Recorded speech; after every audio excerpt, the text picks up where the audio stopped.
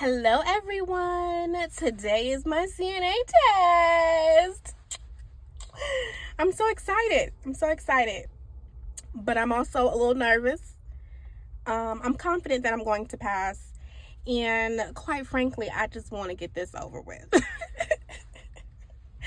Like, I woke up super early this morning to make sure that I studied my skills portion, because I feel like I know the written portion pretty well. I feel like that part's going to be easy, but the skills, I didn't feel like I had enough practice, so I made sure that I woke up super early this morning and practiced my skills. I went over them like 3 times, so I should be good. I left my house at like 10:45. My test is at 12 p.m. I left my house at like 12:45 because I knew, one, I wanted to feel this little setup, and two, I also want to again go over the skills because I just want to make sure that I'm gonna pass these skills. I don't know why I'm so nervous for the skills, but I am. So I made sure that I had left enough time so that I can practice them one more time before going inside. So the time now is 11:16. I want to go inside at 11:40.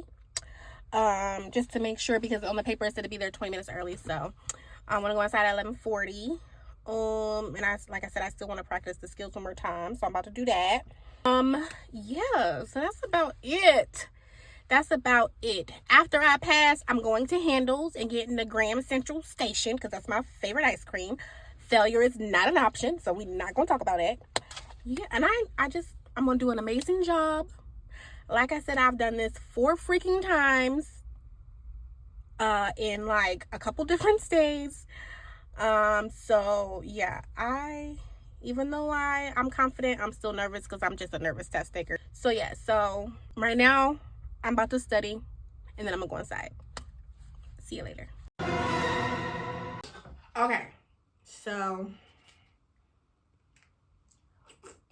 I failed, y'all. It's like I'm joking. No, I didn't. So I'm not going to know the results today. I really thought that I was going to know the results today. Like, I don't know why I thought it was going to be like a same day type of thing. But it's definitely not. But I'm still posting this video because I'm like 98% sure that I passed. So I did really good. I did really, really well. But let me tell you,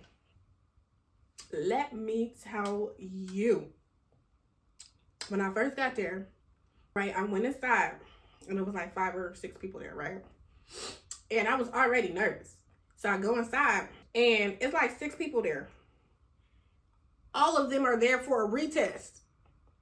So I'm like, how hard is this test? I was the only one there to take the written and skills like for the first time in that setting.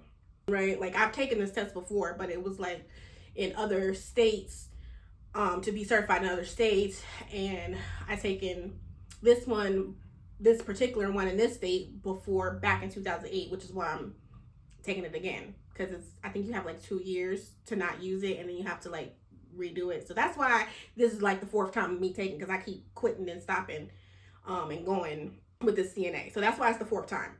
But I was the only one there taking it for like the first time that was not taking a retest. And like one girl, she couldn't even take her test because she went and she had, her license was expired or something was expired. And I'm thinking like, girl, I'm thinking in my head like, girl, I'm pretty sure your instructor told you that. Like, cause my instructor told me. Like, I'm pretty sure they told you, you can't go with an expired license. But anyways, so then we go back to the room for the written part. And in my head, I thought it was like on paper and pencil, but it's not, it's on a computer. And there was, of course, 79 questions. You got to get 80% or something like that. So all of the questions I felt like were fairly easy, but tricky.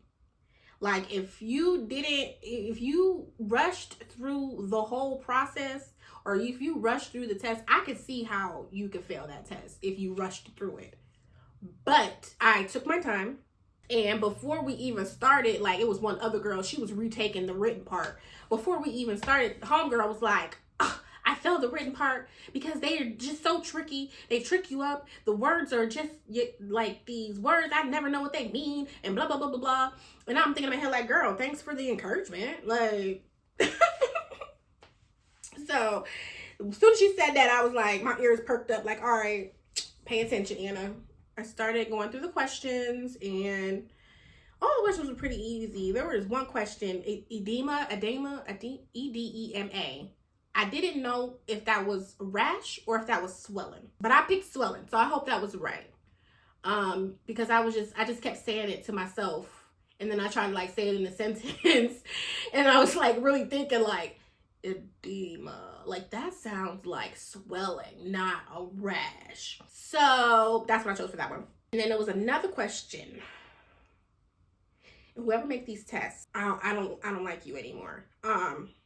Because it was another question, 2 questions, and I felt like they bounced off of each other because it was almost like the same question. And if you answered one wrong, you was gonna answer the other one wrong. And if you answered one right, you was gonna answer the other one right. Like, it was just so nerve-wracking. Like, it was something about turning the resident. So the first question, it was like saying like, how often do you turn like a bedridden resident?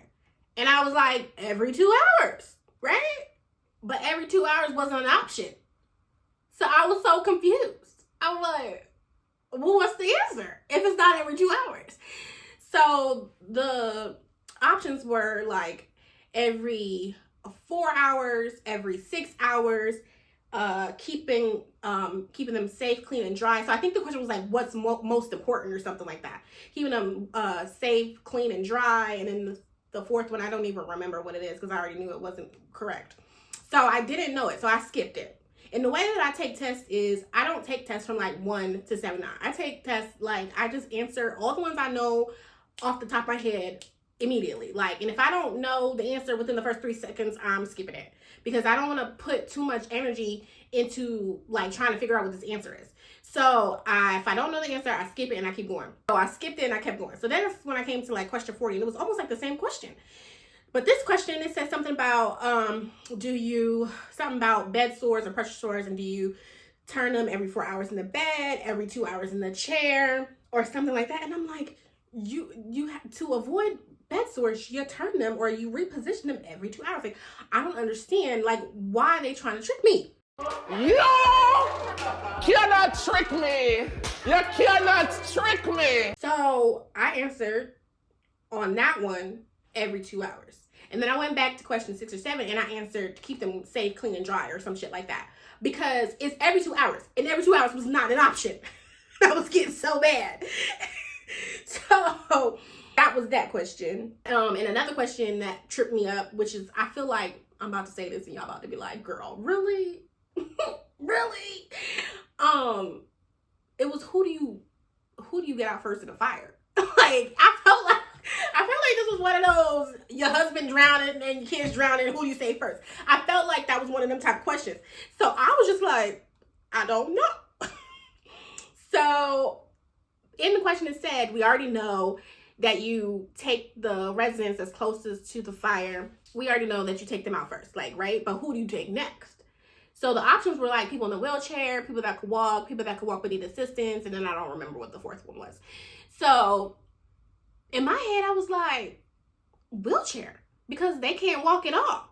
So then I put that as my answer because my train of thought was the people that's closest, they can get out first. And then I'm like, the wheelchair moves fast, so I can push them out real fast. And then I'm like, the people, and then hurry up and go back. Oh, but wait a minute.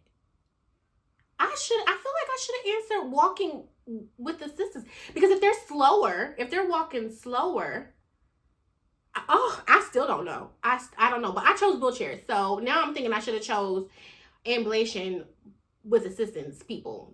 I should have maybe did them next. And then after that was people that could walk. And I'm like, y'all could walk. Y'all better walk y'all behinds to that dang on door and expedite.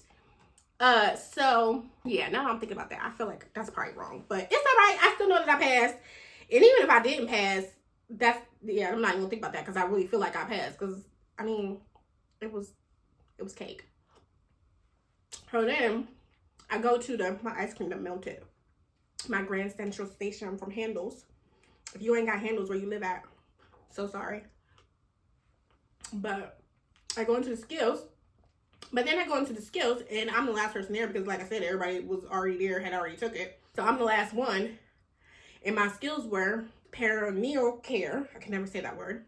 Perineal care, partial bed bath, and range of motion, hip and leg or whatever. So range of motion, that was easy. Hands down, that was easy. The only thing I feel like I forgot was on the perineum, whatever. When I was done, I didn't put the bed rail back down. But after I was like, everything was all said and done, I'm like, that to me don't matter, because I mean, you could still score 80% on the skills. And I'm like, if I just got that one wrong, then that's fine, because it's not even a bold step. It's like it's like a step that matters. I'm not gonna say it don't matter, but it matters, but it's not as important as like something that could possibly hurt the rest of it. So yeah, I really wasn't worried about that. So then let me see. Oh, the partial bed bath. Why did I grab a chuck pad? Like, I don't know why I grabbed this chuck pad, but I did. And I was about to go put the chuck pad underneath, and something just said, Anna, you don't need the chuck pad. So then I took the chuck pad and I chucked it. I put it to the side. And then I just completed the skills, and I did all right with that one. So everything, I feel like the whole experience was all right. Like, the whole experience was not hard. I feel like I was probably nervous for no reason. Like I said, I'm not going to know today if I passed or failed, but I feel like I passed. Now, I'm going to guess that I passed. I'm going to guess my scores, because I feel like I'm like 98, like I said, 98% positive that I passed. So I'm about to guess my scores. So on the written, I feel like I probably got, I'm going to say an 87. I'm going to say an 87. And then on the skills, I'm going to say I got like a 93. I'm going to say 93 on the skills. But again, I'm not going to know today. But when I do know, I will definitely make another video and let y'all know. But I'm still posting this one like I passed, because baby, I passed. And that's all there is to it. Okay. So yeah, I feel like that's it. I already have a job. I don't feel like I'm staying at that job though, but I already have a job. So I don't need to go look for a job. I do want to go apply for more hospitals, and I want to apply for an agency. Like, I want to do travel CNA work. So hopefully I can find something in that area. That's my plan, to do some travel CNA work. But yes, so that was my experience. Thanks so much for watching.